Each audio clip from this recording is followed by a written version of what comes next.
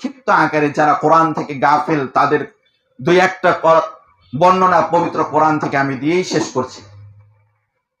আল্লাহ পাক রব্বুল আলামিন বলেছেন, ওয়া মান ইয়াশু আন যিকরির রহমান নুকাইয়িদ লাহু শাইতানান ফাহুয়া লাহু কারিন।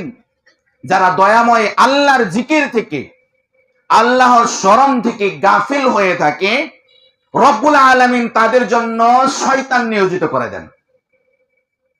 কোরআন থেকে যারা গাফিল হয়ে থাকবে, যারা কোরআন পড়বে না, কোরআন বুঝবে না, কোরআন শুনবে না, রব্বুল আলামিন বলছেন ওদের জন্য আমি শয়তান নিয়োজিত করে দেই। এটা আমার কথা নয়, কার কথা?